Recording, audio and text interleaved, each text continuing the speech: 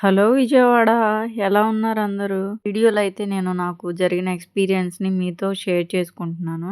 నేనైతే last year మార్చ్‌లో అయితే యూట్యూబ్ ఛానల్ స్టార్ట్ చేసేసాను. ఏముంది అందరూ చేస్తున్నారు, మనము చేసుకుందాం, మనకొచ్చిన పని చేసి చూపిద్దాం అన్నట్టు స్టార్ట్ చేశాను.